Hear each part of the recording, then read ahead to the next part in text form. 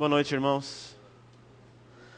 Vamos abrir nossas Bíblias em Romanos, capítulo 5.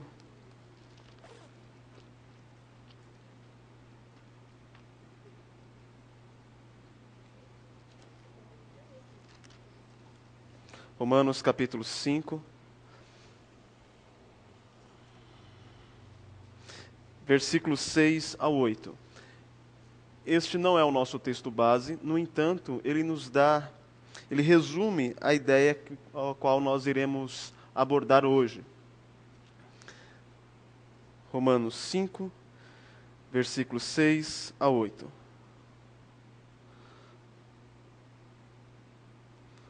Vamos ler todos juntos? Porque Cristo, quando nós ainda éramos fracos, morreu a seu tempo pelos ímpios. Dificilmente alguém morreria por um justo, pois poderá ser que pelo bom alguém se anime a morrer. Mas Deus prova o seu próprio amor para conosco, pelo fato de ter Cristo morrido por nós, sendo nós ainda pecadores. Amém. Vamos louvar ao Senhor.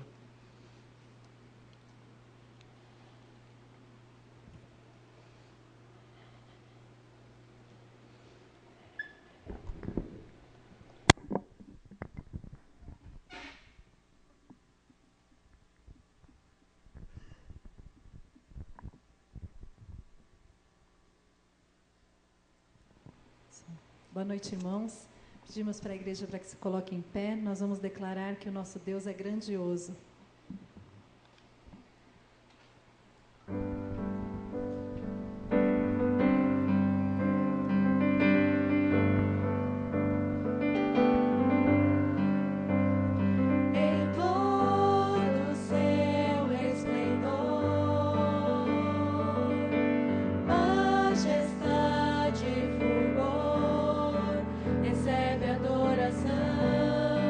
Sincera adoração.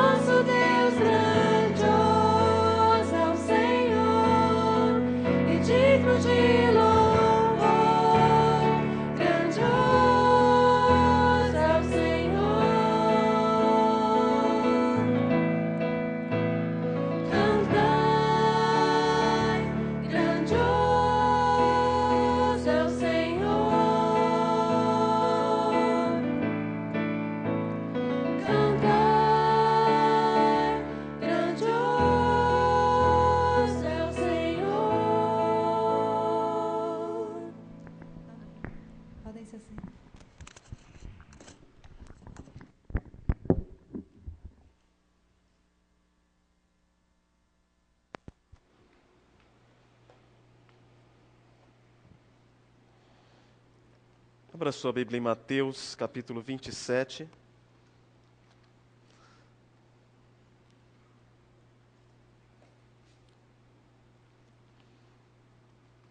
Mateus, capítulo 27.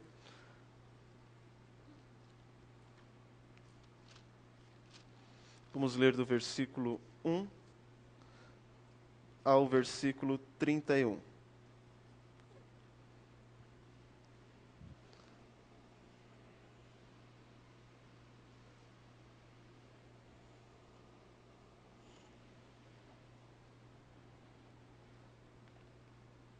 A palavra do Senhor nos diz: Ao romper o dia, todos os principais sacerdotes e os anciãos do povo entraram em conselho contra Jesus, para o matarem, e amarrando-o, levaram-no e o entregaram ao governador Pilatos. Então, Judas, o que o traiu, vendo que Jesus fora condenado, tocado de remorso, devolveu as 30 moedas de prata aos principais sacerdotes e aos anciãos, dizendo: Pequei, traindo sangue inocente. Eles, porém, responderam: Que nos importa? Isso é contigo. Então, Judas, atirando para o santuário as moedas de prata, retirou-se e foi enforcar-se. E os principais sacerdotes, tomando as moedas, disseram: Não é lícito deitá-las no cofre das ofertas, porque é preço de sangue. E, tendo deliberado, compraram com elas o campo do oleiro, para cemitério de forasteiros. Por isso, aquele campo tem sido chamado até o dia de hoje, Campo de Sangue. Então se cumpriu o que foi dito por intermédio do profeta Jeremias. Tomaram as 30 moedas de prata, preço em que foi estimado aquele a quem alguns dos filhos de Israel avaliaram, e as deram pelo campo do oleiro, assim como me ordenou o Senhor. Jesus estava em pé ante o governador, e este o interrogou, dizendo: És tu o rei dos judeus? Respondeu-lhe Jesus: Tu o dizes. E sendo acusado pelos principais sacerdotes e pelos anciãos, nada respondeu. Então lhe perguntou Pilatos: Não ouves quantas acusações te fazem? Jesus não respondeu nenhuma palavra, vindo com isto a admirar-se grandemente o governador. Ora, por ocasião da festa, costumava o governador soltar ao povo um dos presos, conforme eles quisessem. Naquela ocasião, tinham eles um preso muito conhecido, chamado Barrabás. Estando, pois, o povo reunido, perguntou-lhes Pilatos: A quem quereis que eu vos solte? A Barrabás ou a Jesus chamado Cristo? Porque sabia que por inveja o tinham entregado. E estando ele no tribunal, sua mulher mandou dizer-lhe: Não te envolvas com esse justo, porque hoje, em sonho, muito sofri por seu respeito. Mas os principais sacerdotes e os anciãos persuadiram o povo a que pedisse Barrabás e fizesse morrer Jesus. De novo, perguntou-lhes o governador: Qual dos dois quereis que eu vos solte? Responderam eles: Barrabás. Replicou-lhes Pilatos: Que farei então de Jesus, chamado Cristo? Seja crucificado. Responderam todos. Que mal fez ele? Perguntou Pilatos. Porém, cada vez clamavam mais: Seja crucificado. Vendo Pilatos que nada conseguia, antes, pelo contrário, aumentava o tumulto, mandando vir água, lavou as mãos perante o povo, dizendo: Estou inocente do sangue deste justo. Fique o caso convosco. E o povo todo respondeu: Caia sobre nós o seu sangue e sobre nossos filhos. Então Pilatos lhe soltou Barrabás, e após haver açoitado a Jesus, entregou-o para ser crucificado.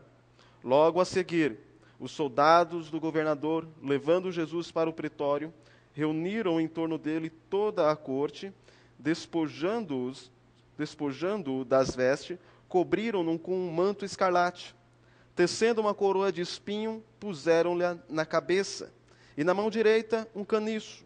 E ajoelhando-se diante dele, o escarneciam, dizendo: Salve, rei dos judeus! e, cuspindo nele, tomaram o caniço e davam-lhe com ele na cabeça. Depois de o ter escarnecido, despiram-lhe o manto e o vestiram com as suas próprias vestes. Em seguida, o levaram para ser crucificado. Vamos orar? Louvamos-te, ó Deus, pela tua graça, pelo teu amor.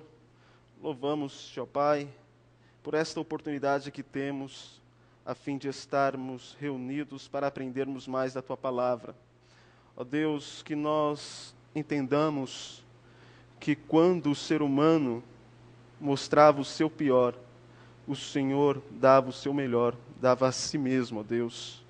E sabemos, ó Pai, que diferente de nós, Tu és bom em essência, Tu és misericordioso, Tu és gracioso para conosco.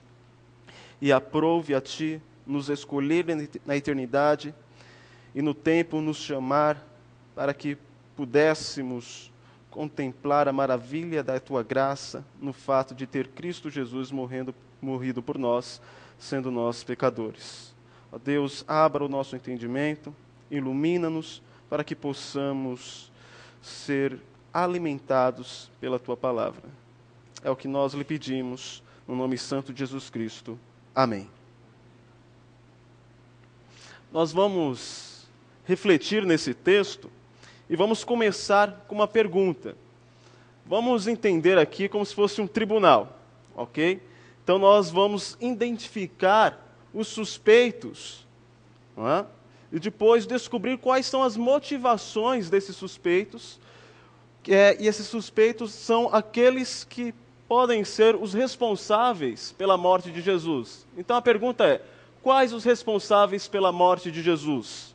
Lendo o texto, quais são os suspeitos que aparecem? O que vocês veem no texto?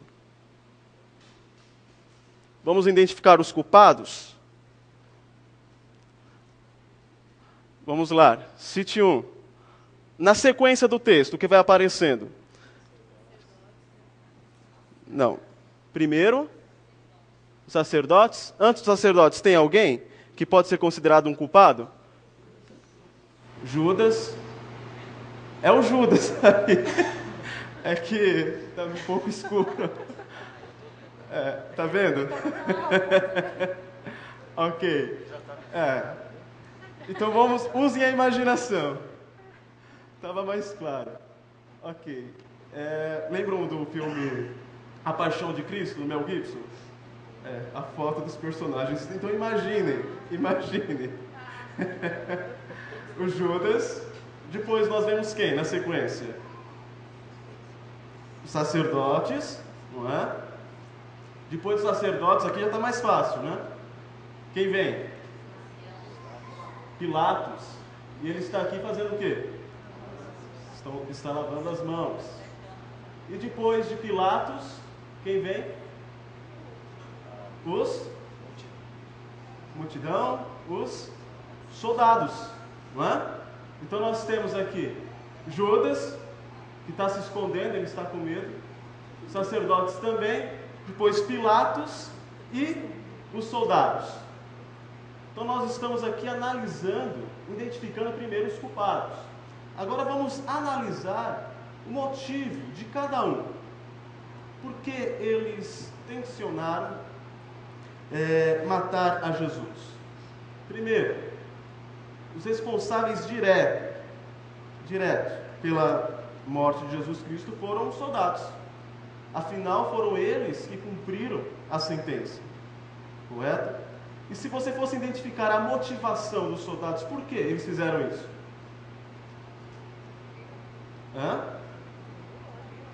Cumpriram ordens. Alguém pensa o contrário? Alguém do júri? Todos estão de acordo que eles estavam apenas cumprindo ordens? Então era o dever deles fazerem aquilo, correto? Mas foi um dever insensível. Em que sentido? Eles tinham que fazer o quê? Quais foram as ordens de Pilatos? Versículo 26 do quê?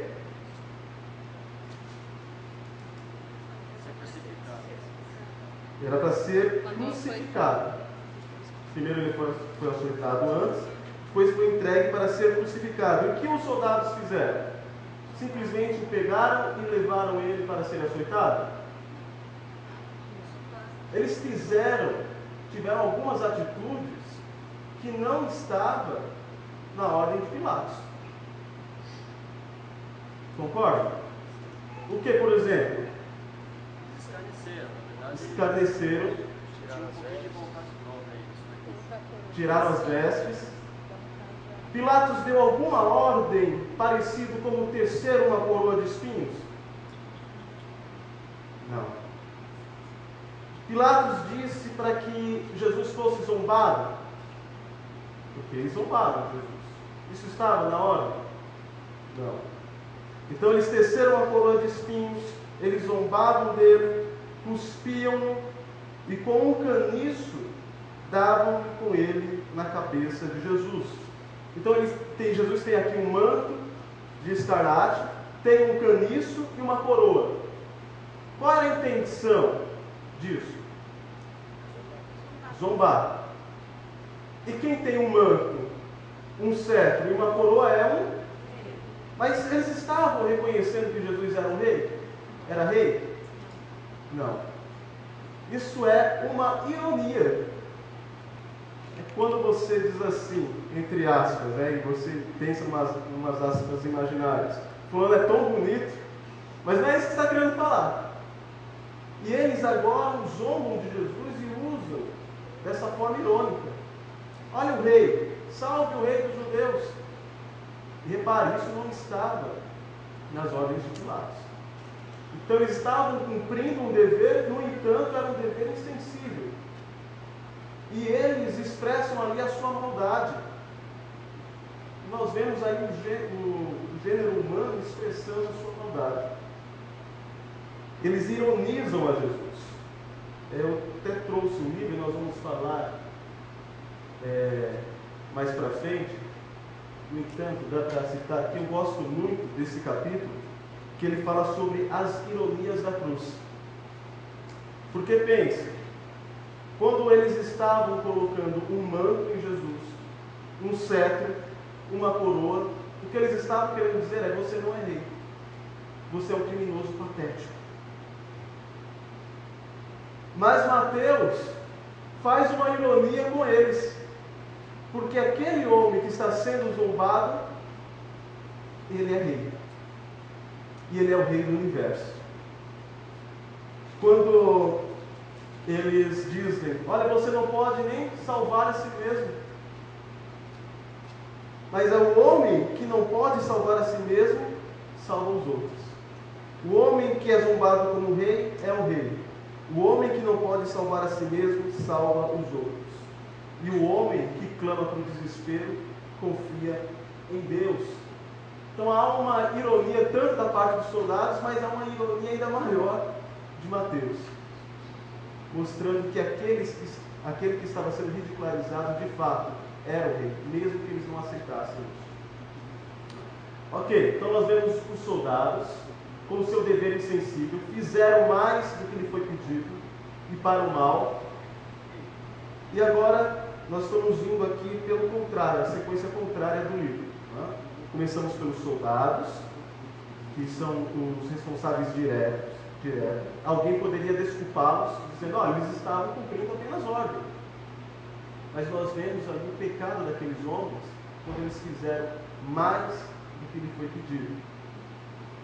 pedido.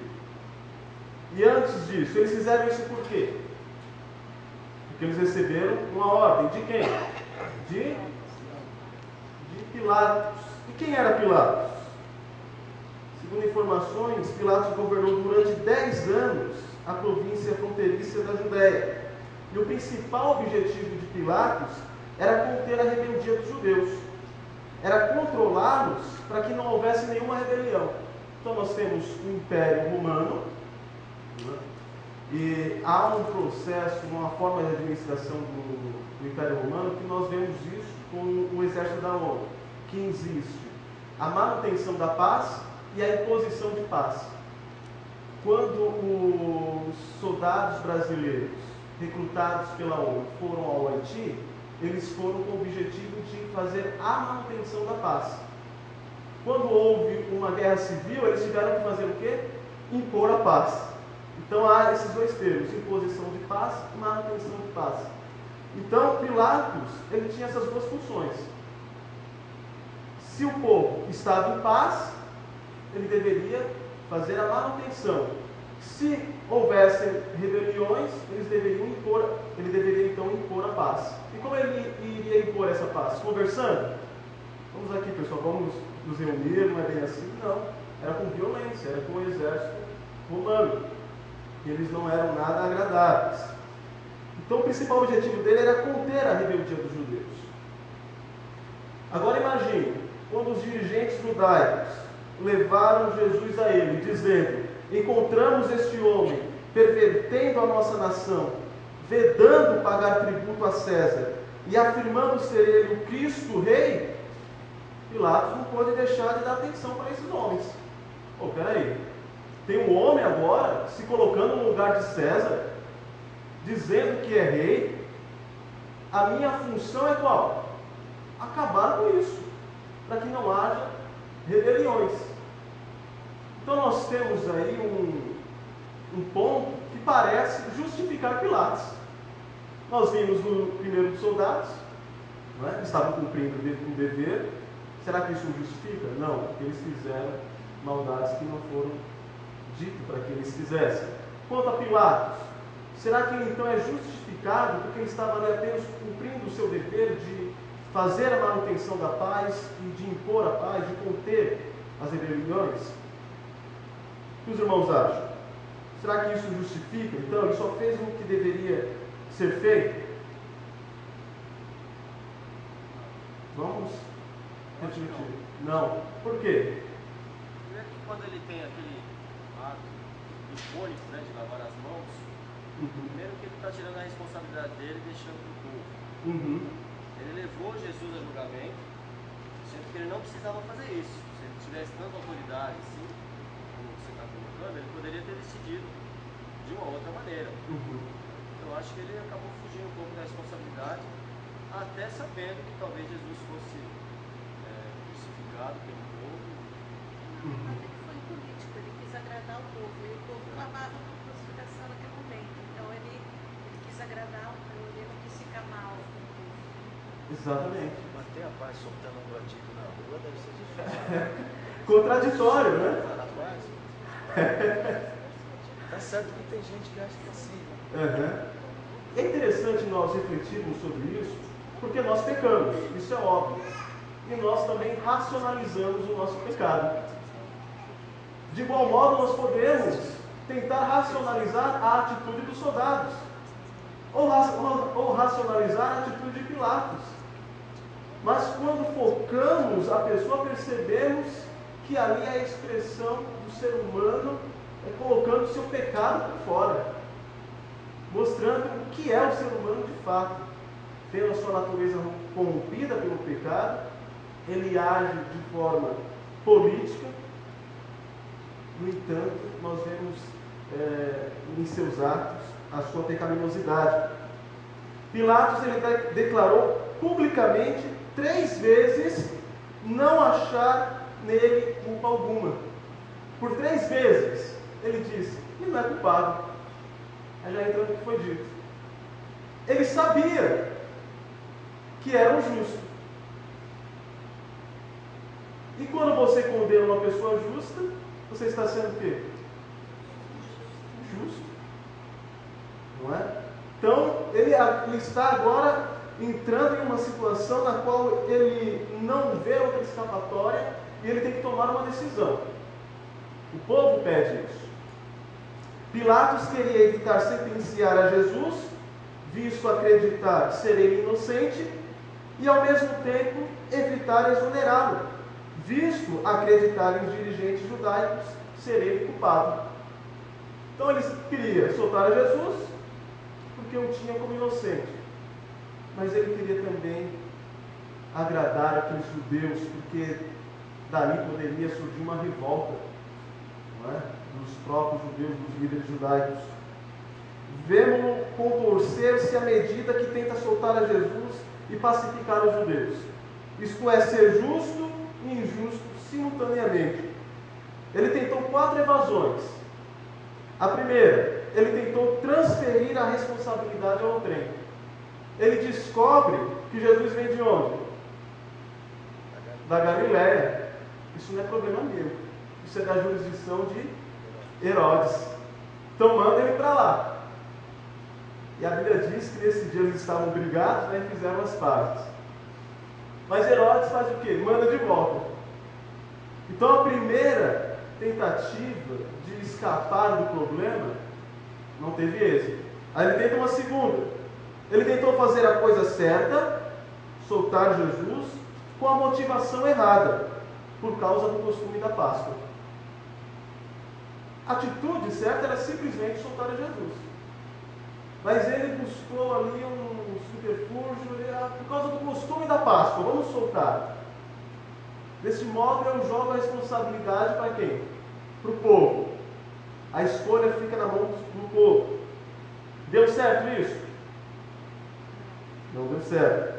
Então ele tentou satisfazer a multidão. Como que ele tenta satisfazer a multidão? Pedindo para açoitar a Jesus, em vez de crucificá-lo. Então ele pensa, eu vou açoitá-lo, quando a multidão o ver ferido, sangrando, machucado, eles vão então se satisfazer, e aí ele será solto. Mas não deu certo. E por último, ele tenta fugir dessa situação com aquela cena que marca a história de Pilatos. Ele tentou persuadir a multidão de sua integridade ao lavar as mãos publicamente, ainda que a contradizesse ao enviar Jesus para a cruz. Ele desejava soltar a Jesus, é isso que diz lá em Lucas 23, vamos ver? Lucas 23, versículo 20. Quem achar, por favor, lê. Lucas 23, versículo 20.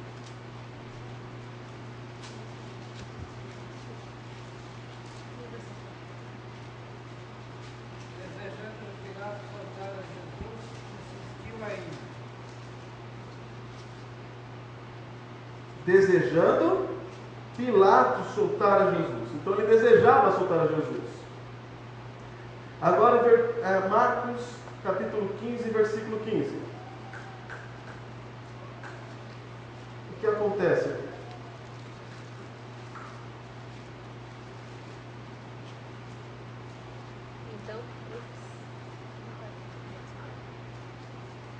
Então Pilatos, querendo satisfazer a multidão, soltou-lhe Barrabás, e tendo mandado açoitar a Jesus, o entregou para ser crucificado.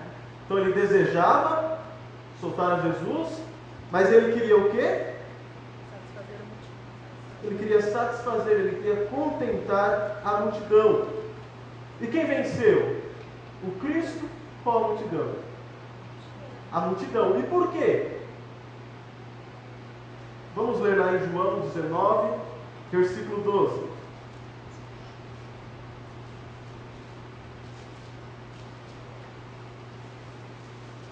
A partir deste momento, Pilatos procurava soltá-lo, mas os judeus clamavam: se soltas a este, não és amigo de César. Todo aquele que se faz rei é contra César. Se soltas este, não és amigo de César. Pilatos está numa situação em que ele deve escolher entre um rei e outro. Entre o Cristo e César. John Stott tem uma frase muito interessante que ele diz assim: ele teve que escolher entre dois reis e para a sua vergonha eterna ele fez a escolha errada. É aquilo que João diz no capítulo 12, no finalzinho, que ele diz que eles amaram mais a glória dos homens do que a de Deus.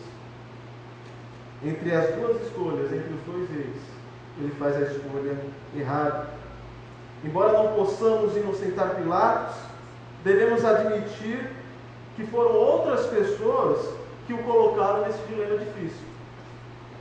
Quem? Os líderes judaicos. Então nós vimos que os soldados tiveram que cumprir o seu dever insensível. No entanto, se você fosse dar uma característica a Pilatos, nesse dilema em que ele estava, qual característica que você daria? Qual adjetivo que cabe a ele? Ele é considerado que é um líder submisso, omisso, covarde. Covardia. Ele foi covarde. Não quis fazer a coisa certa. 10 pontos. Foi melhor.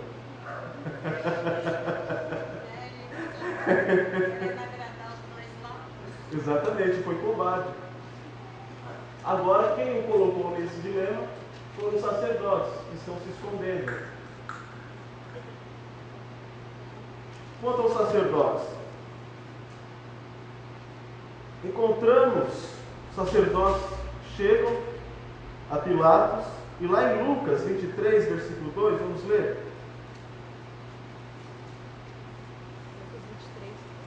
Lucas 23, versículo 2.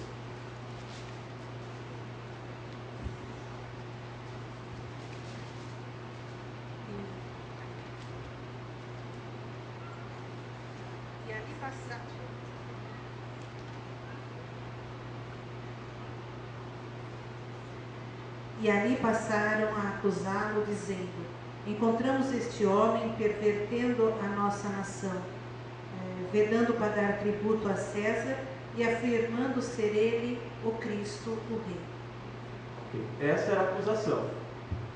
Porém, Pilatos irá perceber a verdadeira motivação dos sacerdotes. E o que Pilatos diz? O que Pilatos percebe na atitude dos sacerdotes? Vamos ver lá em Mateus 27, versículo 17.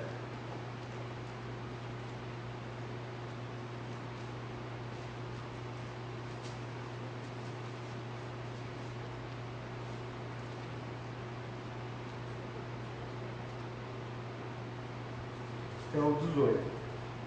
Mateus 27. Pode ler o 17 e o 18.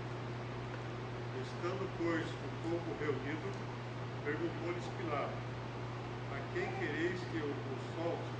A Barrabás ou a Jesus, chamado Cristo? Porque sabia que, por inveja, o tinham entregado. Então nós estamos identificando os culpados, vendo qual seria a desculpa deles e procurando o motivo real. Os soldados poderiam dizer: eu fiz isso porque fui ordenado, porque estava cumprindo ordens. Mas nós vimos que não. Eles expressaram a sua maldade. Pilatos poderia dizer a mesma coisa: era o meu dever fazer aquilo. No entanto, nós vemos o que? A motivação real ali, o que desencadeou aquilo foi a sua covardia. Quanto aos líderes judaicos, é Pilatos que vai identificar aqui o real motivo, que é a inveja. Inveja do quê?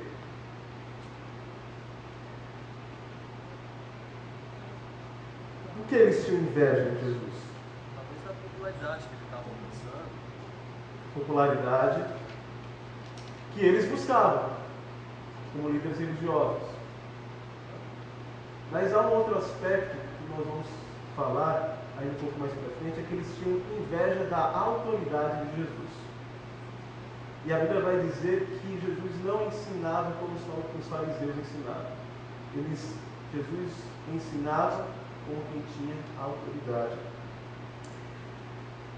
John Stott diz: inveja é inveja. Inveja é o lado inverso da moeda chamada vaidade. Ninguém que não tenha orgulho de si mesmo jamais terá inveja de outros. Eles tinham orgulho de seu próprio papel de líderes da nação.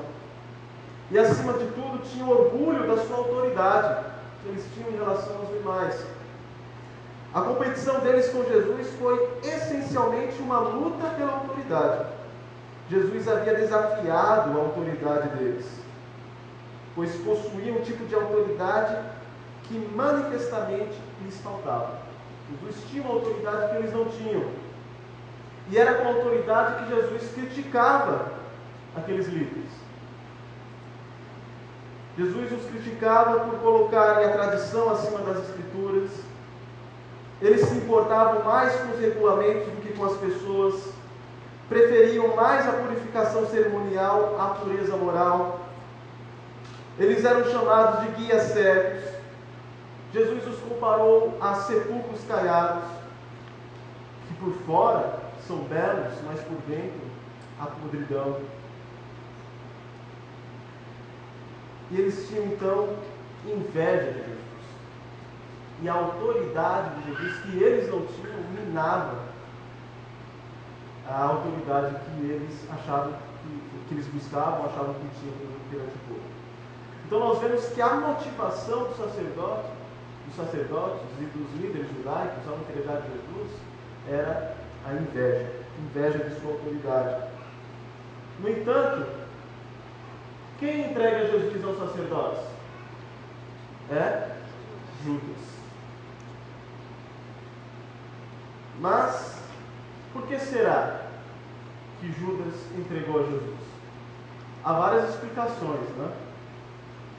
Há várias. Alguns vão dizer, olha, Judas ele esperava um líder político, aquele que iria levar Israel a uma luta contra o Império Romano e depois eles ganhariam. Então, esse Messias, né, iria reinar e Israel voltaria a ter a proeminência que outra hora tinha. Mas será que foi por causa disso? Será que Judas ficou decepcionado ao perceber que Jesus não era o líder que ele esperava? Será que foi isso? Podemos desculpá-lo por causa disso, então, dessa decepção? Vamos ver qual foi. Os principais comentaristas acreditam que o que motivou a traição de Judas fora a sua ganância por dinheiro. A sua ganância por dinheiro. E qual a base para esse pensamento? Vamos ler Mateus capítulo 26, versículos 6 ao 8.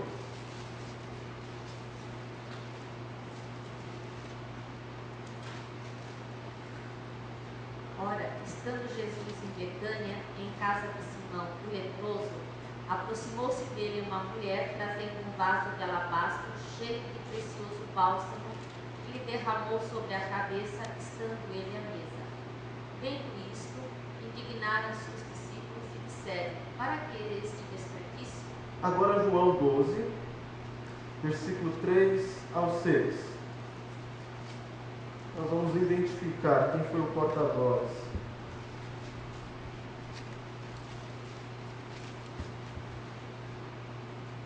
Então Maria, tomando uma libra de bálsamo, de nardo puro e precioso, ungiu os pés de Jesus e os enxugou com seus cabelos, e encheu-se toda a casa com o perfume do bálsamo. Mas Judas Iscariotes, um dos seus discípulos, que estava para traí-lo, disse: por que não se vendeu este perfume por 300 denários e não se deu aos pobres? Isto disse ele, não porque tivesse cuidado com os pobres, mas porque ela era ladrão, e tendo a bolsa, tirava o que nela se lançava. Ele era ladrão. Qual foi a motivação de Judas, então? Dinheiro, ganância. Motivação de Judas em entregar a Jesus foi então a ganância. Ok, analisado esses suspeitos, surge então a pergunta. Pergunta não, exclamação. Eles e nós. Você já se identificou com algum deles? Pergunta difícil, né? Tendo em mente as devidas proporções, lógico. Por causa da covardia de Pilatos, Jesus foi entregue aos soldados que executaram a ordem de açoitar e crucificar Jesus. É fácil condenar a Pilatos e passar por alto o nosso próprio comportamento igualmente tortuoso. ansiosos por evitar uma entrega completa a Cristo, nós também procuramos subterfúgios. Já tentou evangelizar alguém e a pessoa busca subterfúgios para não se entregar a Cristo? E tem uma postura muito parecida à de Pilatos. Com as suas palavras, até mesmo elogiam a Cristo. Não, de fato, Ele é o Senhor. Mas ela não entrega a sua vida a Cristo. Então nós vemos que isso é característico do ser humano, pecador. Que se não for a graça de Deus, o Espírito Santo, regenerando, ele sempre vai ficar em cima do muro. Uma vez me contaram uma história não. Estou tentando procurar outro termo para piada. Anedota. Uma anedota de que tinha um homem em cima do muro, né? E tinha uns anjos do outro lado dizendo assim: rapaz, sai de cima do muro, vem para cá, vem para o nosso lado. E ele, na dúvida, não saía em cima do muro, né? Ficava ali, naquela divisão. E os anjos clamando, né? Tentando convencê-lo: vem para cá, não fica aí no muro não, vem para o nosso lado. E os demônios do outro lado estavam quietos.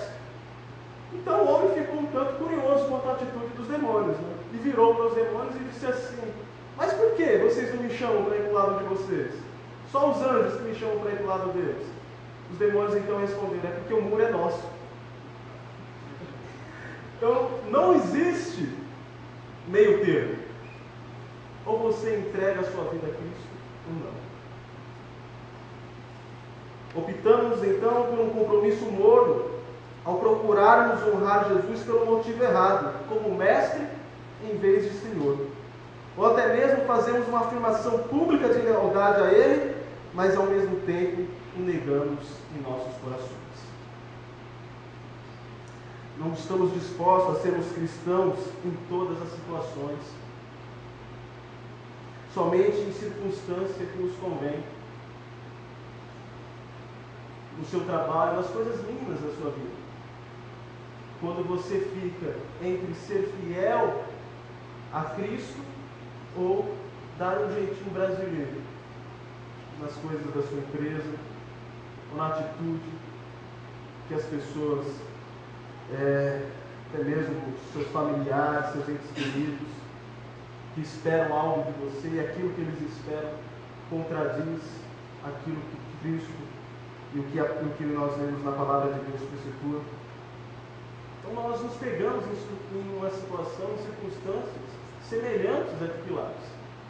Então é fácil acusá-los, mas quando olhamos para nós mesmos, percebemos que muitas das vezes agimos como ele. Quanto ao povo judaico, aos sacerdotes, povo judaico, os sacerdotes e nós, assim como os sacerdotes, vemos Jesus como intruso, que como a autoridade que outrora foi invejada pelos sacerdotes, ele entra em nossas vidas e como um conhecedor pleno da natureza humana, ele nos mostra as nossas falhas e pecados ocultos. De modo que nós também vemos-lo como um rival ameaçador que perturba a nossa paz, mina a nossa autoridade e diminui nosso autorrespeito. Muitas das vezes nós queremos eliminá-lo, porque somos exortados pela palavra e nós nos preocupamos tanto com a nossa reputação, com a nossa imagem, mas quando olhamos para o exemplo de Cristo, percebemos que estamos aquém do seu exemplo e que há tanta coisa a ser mudada, e há pessoas que fogem disso. Fogem, tentando fugir dessa autoridade que Cristo tem de mostrar os nossos erros, as nossas falhas, os nossos pecados ocultos, os nossos pecados de estimação. C.S. Lewis, ele faz uma ilustração muito interessante, em que tinha um homem que andava com um lagarto no ombro. E esse lagarto sussurrava, o influenciava a fazer coisas más. E ele começa então a a clamar a Deus para que o livrasse daquele lagarto. E aparece então o anjo, tira a espada e diz: só tem um jeito, vamos matar o lagarto. E quando ele tenta matar o lagarto, o homem diz: não, por favor, não faça isso. Eu criei esse lagarto, eu cuidei dele, eu o alimentei. Porque era um pecado de estimação. Havia-se uma luta, mas ele não havia se colocado diante de Deus para que aquilo fosse mortificado. Perguntamos então petulantemente: por que é que ele não cuida de seus próprios negócios e nos deixa em paz? A essa pergunta ele instantaneamente responde dizendo que nós somos o seu negócio, que jamais nos deixará sozinhos.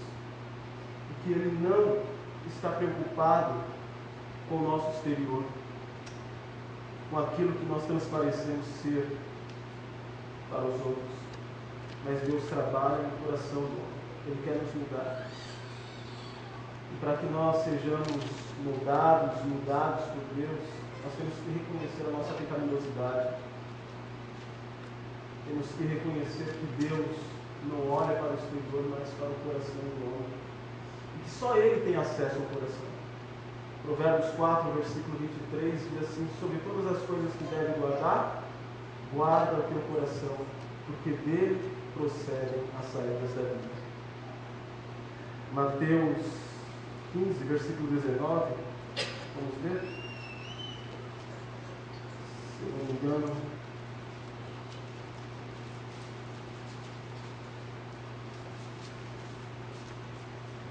Isso mesmo.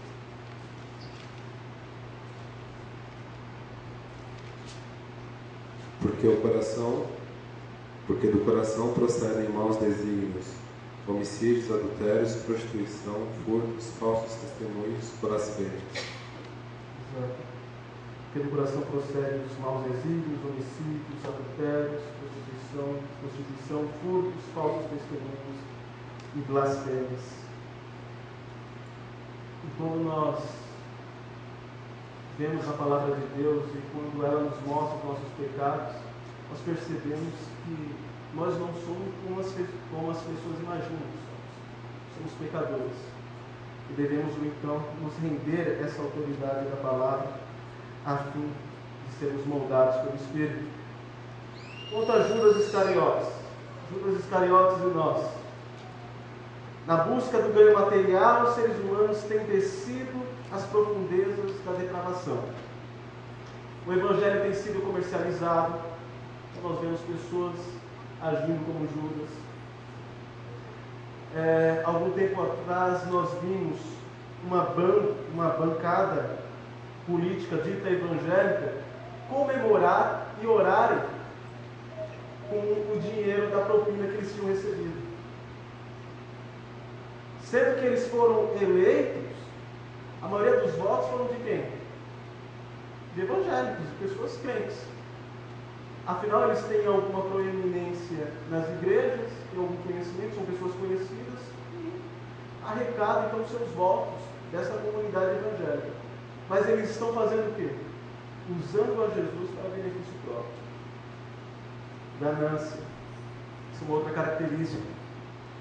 E outros que vão até Deus em busca de riquezas, não porque amam a Cristo, mas porque querem bens materiais. Aí nós vemos as igrejas que mais crescem numericamente são aquelas que pregam a teologia da prosperidade. Aí tem reunião de tudo, reunião disso, daquilo outro, de empresários, etc. Por quê? Porque o foco é o ganho material. Concluímos, pois, que a culpa é do gênero humano. Primeiro, Judas o entregou aos sacerdotes por causa da ganância. A seguir, os sacerdotes entregaram a Pilatos por causa da inveja.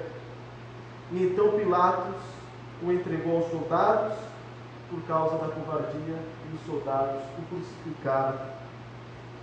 Mais importante ainda, nós mesmos também somos culpados. Se estivéssemos no lugar deles, nas mesmas condições, como nós agiríamos?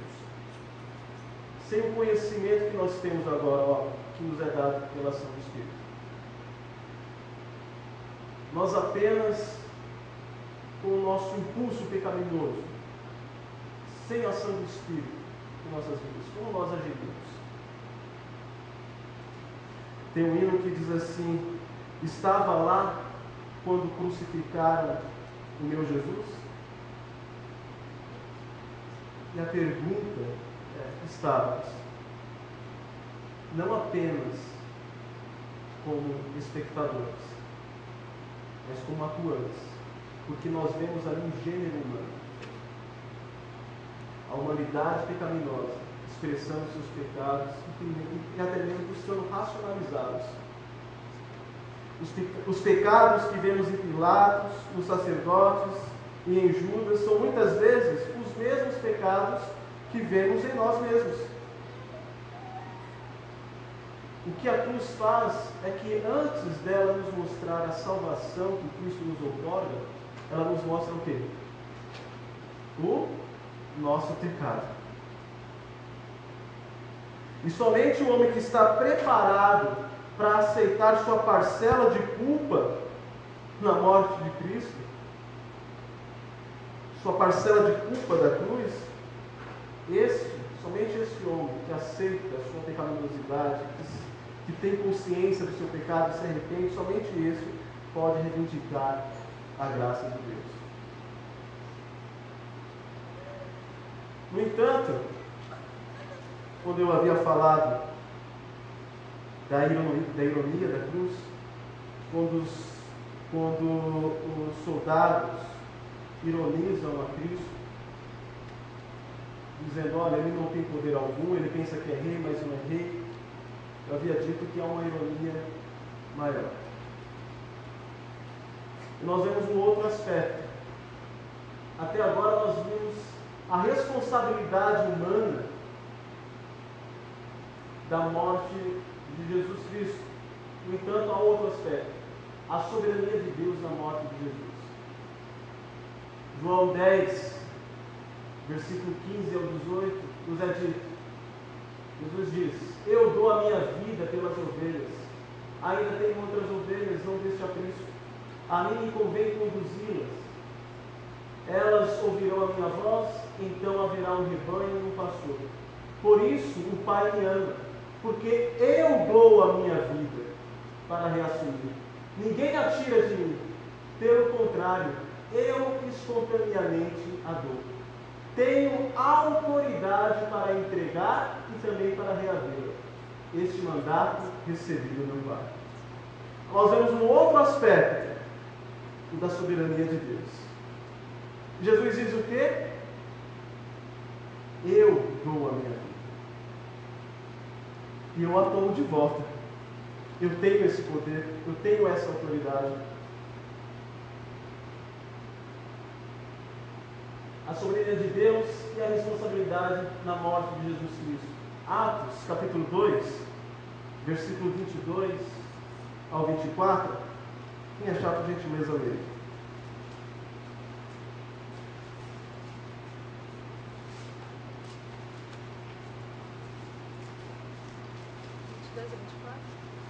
Atos 2, versículo 22 ao 24. Varões israelitas, escutai essas palavras.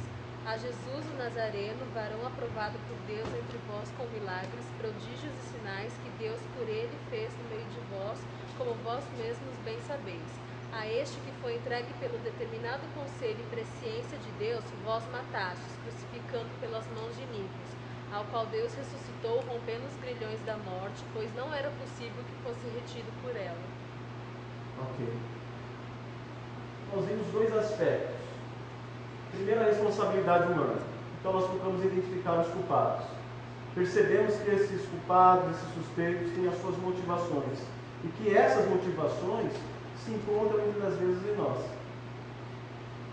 Isso é responsabilidade humana. Mas nós vimos também a soberania divina. Porque é Cristo que dá a sua vida. Enquanto o gênero humano mostrava o seu pior, Deus mostrava o seu melhor, dando-nos a Cristo. E o texto aqui que nós lemos está aqui: varões israelitas, atendei a estas palavras. Jesus o Nazareno, varão aprovado por Deus diante de vós com milagres, prodígios e sinais, os quais o próprio Deus realizou por intermédio dele entre vós, como vós mesmos sabeis, sendo este entregue pelo determinado desígnio e presciência de Deus. Então essa expressão, sendo ele entregue pelo determinado desígnio e presciência de Deus, fica onde? Responsabilidade humana ou soberania de Deus? Então ela vai aqui. Nós vemos então nesse texto a soberania de Deus. Ele foi entregue como? Pelo determinado desígnio e presciência de Deus. Mas este mesmo texto nos mostra também a responsabilidade humana. E qual parte faz referência à responsabilidade humana nesse texto?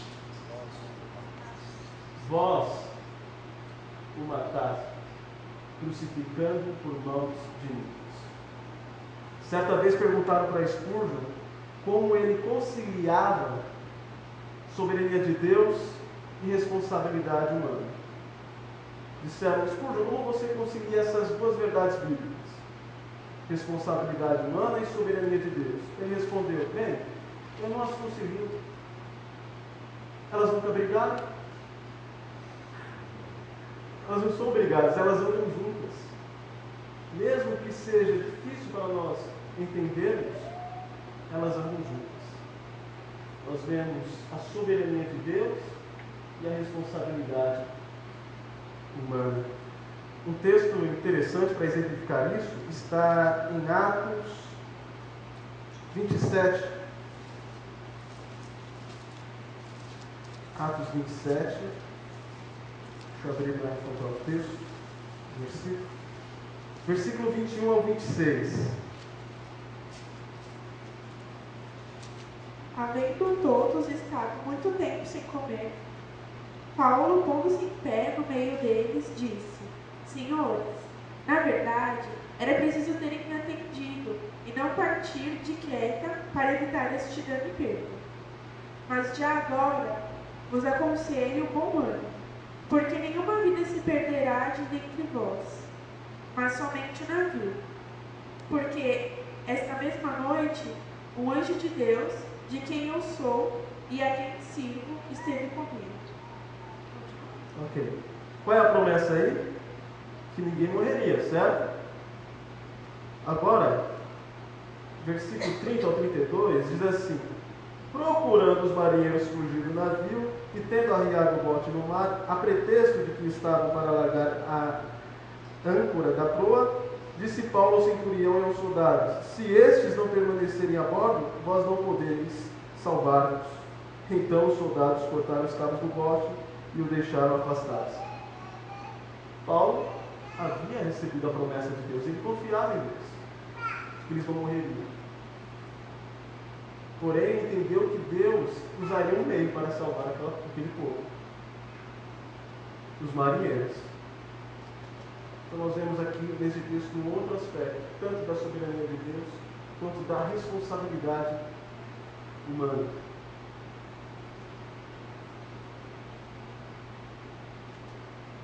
Considerações finais. Aquilo que nós já dizíamos antes. Somente o homem que está preparado para aceitar sua parcela de culpa na cruz pode reivindicar parte da sua graça. Quando olhamos a morte de Jesus na ótica da responsabilidade humana, vemos o pecado e nos identificamos com eles. Quando vemos a morte de Jesus Cristo no aspecto da soberania divina, vislumbramos a imensurável salvação por meio da graça e misericórdia de Deus. Na cruz, enquanto o gênero humano dava o seu pior, Deus dava o seu melhor, Ele dava a si mesmo. É interessante quando nós saímos daquela posição de acusar e quando nos identificamos com aqueles criminosos.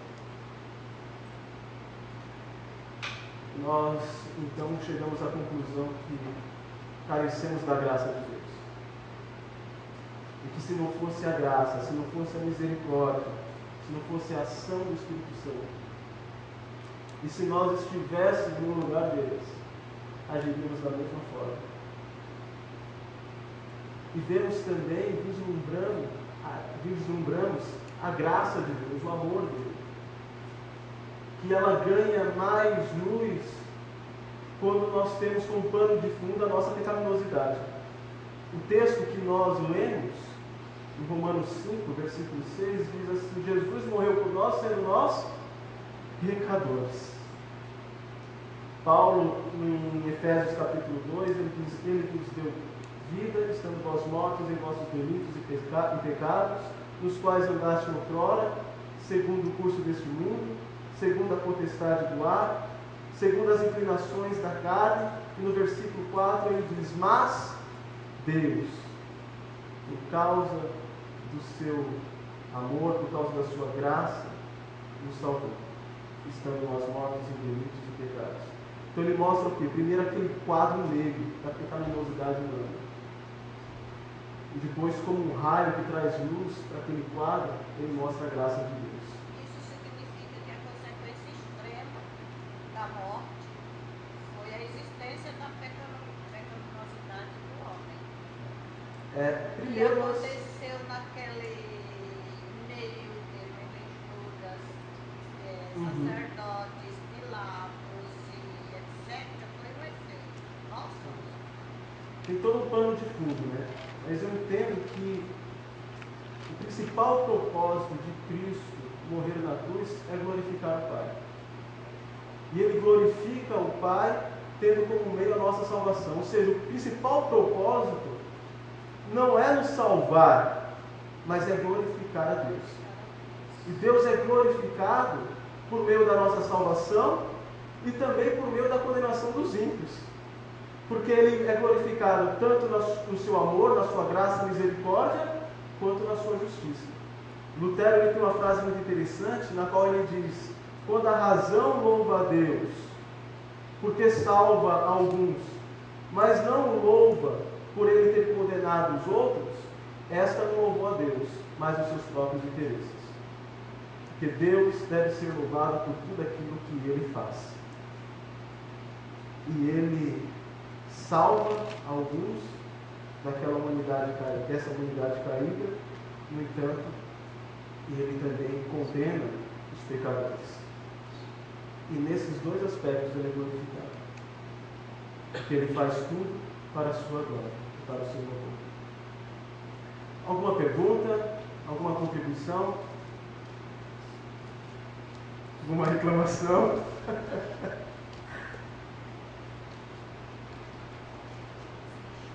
Pastor Maurício quer complementar? Bom, entendi. Estou satisfeito.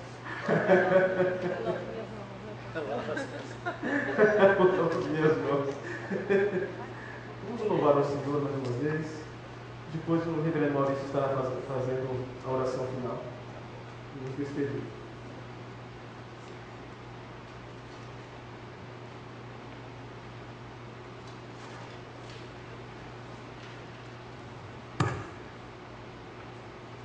Marcos, apaga o canal para nós.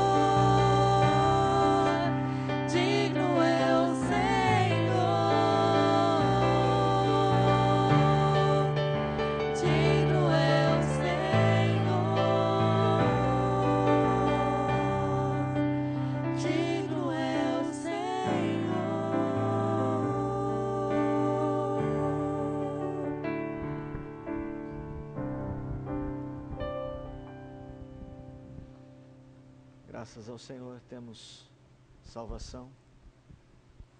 Recebemos um perdão que não merecíamos.